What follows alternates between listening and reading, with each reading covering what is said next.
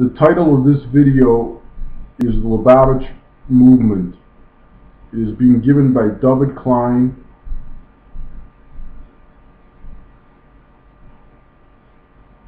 It is being given on the 17th day of the Jewish month of Adar 2, 5771 since the creation of the world, which corresponds to the English month of March 2011.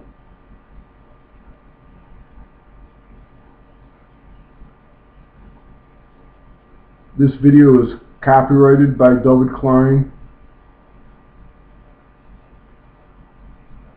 All rights are reserved.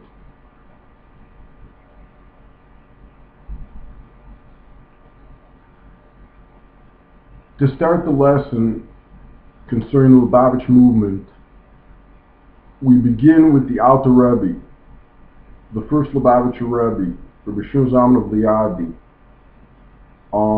The The+Rebbe founded the Lubavitch movement, but in order to properly understand how he founded it and its subsequent development over the last 7 generations, you first have to understand the general revelation of the broader general Hasidic movement that was started and founded by Rabbi Yisrael Baal Shem Tov. Rabbi Yisrael Baal Shem Tov preceded the The+Rebbe by 2 generations.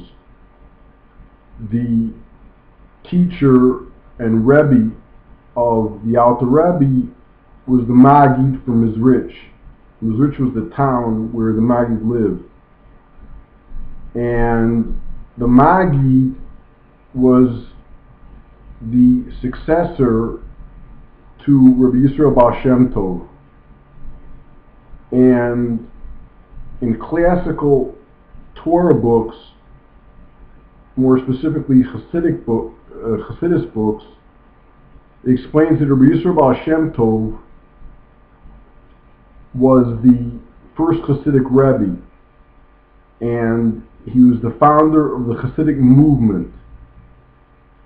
And I'm just going to very briefly go through the Baal Shem Tov and the following 8 generations. So from the Baal Shem Tov to our generation, it was a total of 9 generations, starting with the Baal Shem Tov and leading up to this Lubavitcher+Rebbe, Rabbi Menachem Mendel Schneerson, who passed away in 1994, and actually the Rebbe was a very big tzaddik, very righteous and very, very holy person.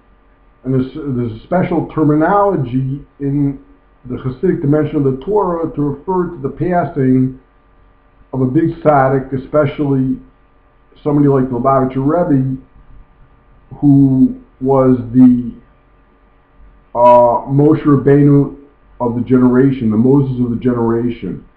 It's called the Stalkus. I'm not going to go into discussion of what a Stalkus is in reference to the passing of a tzaddik, but the reason I indicate that the Lubavitcher+Rebbe, Rabbi Menachem Mendel Schneerson, is still the leader of our generation, the Moshe of the generation, is because without any elaborate explanation, which it really does require a very elaborate explanation, however, he leads us from above. Let's just leave it at that. But it's a very complicated explanation. It involves a lot of different factors, and it's not it shouldn't be the subject of this video. So going back to Rabbi Yisrael Baal Shem Tov,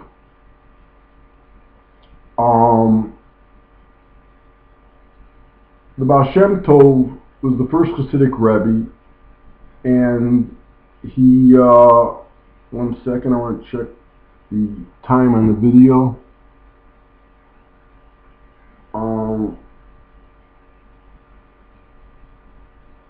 Rabbi Yisrael Baal Shem Tov was the first Hasidic Rebbe, and he founded the entire Hasidic movement in its first inception. The Baal Shem Tov, see, one thing that I'm trying to keep in mind in this lesson is that there's a very large amount of material to cover to fully explain what's behind the Hasidic movement. And I'm obviously not going to cover all that material in the space of 15 minutes, or even hopefully a second part of this video, which will be another around 15 minutes. But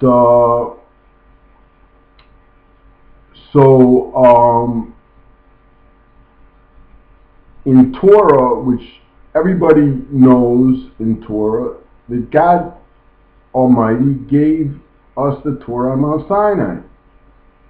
And very briefly put, since the giving of the Torah on Mount Sinai, there has always been, and there always will be, two facets of the Torah: the inner dimension of the Torah, Pnimius HaTorah, and Nigud the Torah, the revealed part of Torah, which Pnimius HaTorah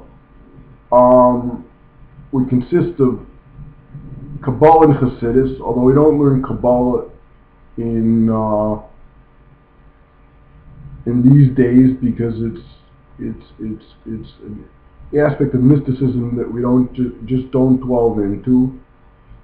And Pnimius HaTorah in our generation would be Chassidus, the Chassidic dimension of the Torah. So when God gave Moshe the Torah on Mount Sinai, he gave him Pnimius HaTorah and Nigla Torah, the hidden and revealed parts of Torah. However, for thousands of years, the hidden part of Torah was not permitted to be learned by the general Jewish population, and it was only in the time of Yisrael Baal Shem Tov that there was a certain requirement that the Baal Shem Tov reveal this hidden aspect of the Torah to the Jewish people. And the Baal Shem Tov was a very gigantic, in a spiritual sense of course, tzaddik, like I had mentioned about this Lubavitcher+Rebbe. So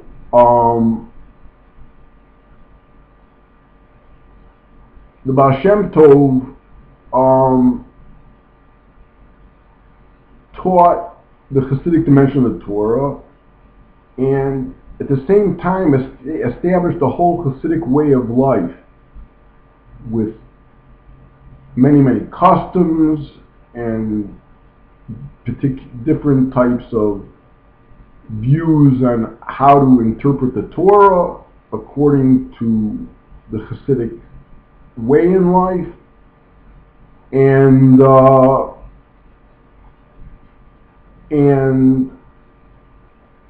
Baal Shem Tov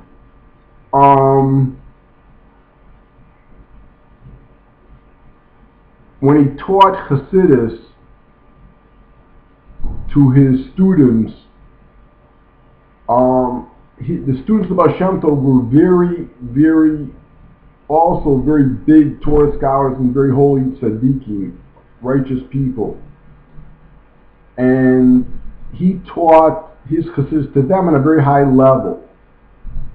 But to the general Jewish population, the Baal Shem Tov didn't really impart all the great godly wisdom that was in the depths of the Hasidic teachings. He would transmit the deep godly secrets of Chassidus to the common folk by,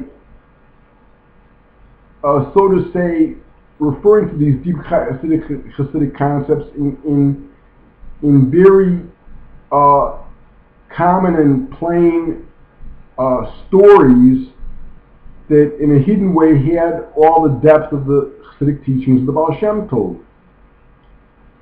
And the Maggid, who was the successor of the Baal Shem Tov, followed in this kind of a way.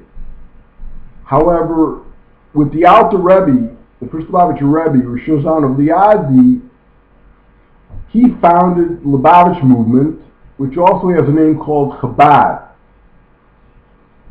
which in Hebrew there's Ches, Beis, and Dalet, which stands for Chachma, Bina, and Das, which is wisdom, understanding, and knowledge, the three faculties of the intellect. So, the Alter Rebbe took the very deep, infinite, godly secrets of the Torah in Chassidus, and in addition to which he developed his own personal system of how to interpret the Chassidus of the Baal Shem Tov and the Maggid, and he was an original thinker, and he had many novel insights into how to set up Chabad Chassidus and a Hasidic way in life, Lubavitch Hasidic way in life. And he took these deep godly secrets of the Torah, which are really, in a sense, very high above human intellect, common notions of human intellect, and he brought them down so that the ordinary human intellect can understand them. And that's why one of the names of the Lubavitch is called Chabad.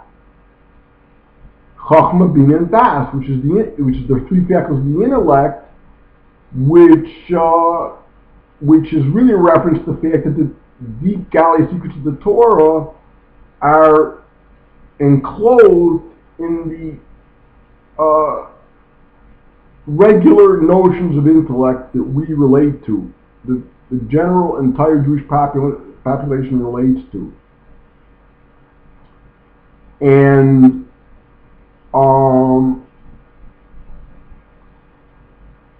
the succeeding Lubavitcher-Rebbes, and I'd like to mention who they are. After the Alter Rebbe was the The+Rebbe, Rebbe Sholem, Rebbe Dovid, the son of the Alter Rebbe. After the The+Rebbe, the third Lubavitcher-Rebbe was the Semi-Tzedek, the grandchild of the Alter Rebbe through the Alter Rebbe's daughter, Rebbe Menachem Mendel. The fourth Lubavitcher-Rebbe, the Rebbe Marash, the youngest son of the Semi-Tzedek, and his name was Rebbe Shmuel, and his son became the fifth Lubavitcher-Rebbe, one of three sons, the Rebbe Rashab, Rebbe Sholem Dov Ber, and his only son, Rebbe Yosef Yitzchak, became the sixth Lubavitcher-Rebbe. And this Rebbe